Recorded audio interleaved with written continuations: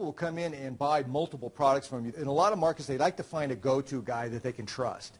And then they may buy 5 or 6 products from you and never take the wrapper off of any of them, but they know that, by God, when I get that weekend where I'm going to sit down and learn how to golf, I'm going to open those and I'm going to learn how to golf. But they maybe never get around to it, and that's pretty common. But they get very excited about this stuff. As with most information markets, there are the people like you who get the information and run with it. But that's very rare. That's a very small percentage. I know I've done my job with the ad when the people get really excited about wanting it, and after they order it on the phone, they hang up the phone, they sit back, and they wipe off their breath. They go, "Whew, I'm glad that's over with. Now I'm going to start golfing better." They conveniently forget the part that they got to get the product, watch the video. Discovered that in the hypnosis business when they would read the ad, make the appointment, and then not come in because they thought that the problem was solved. Exactly. It's the same thing, and that's what you're dealing with. That's the majority of most buying decisions that are made. The ad gets you so riled up, and a lot of times that's why you want to deliver your ad as soon as possible, because they'll forget why they ordered it. And, by the way, you know what we did to combat that?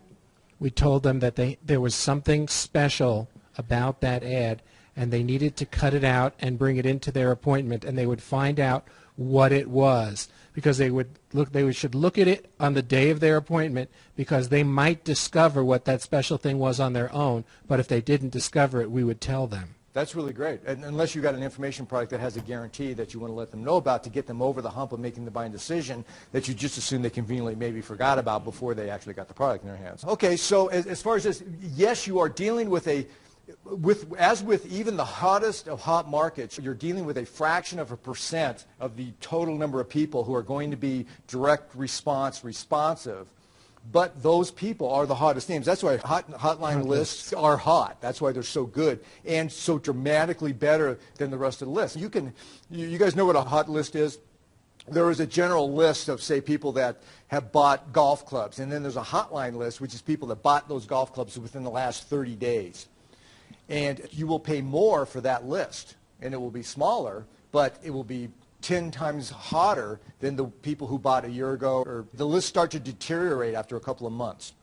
And that's an important thing to know about buying lists and about getting involved with any kind of market at all, really. So that's what's great about the web, is you can keep generating your own hot lists, people that bought very recently, and you can tend to them almost immediately. Now, I think there's a limit to how there has to be a little bit of time in there.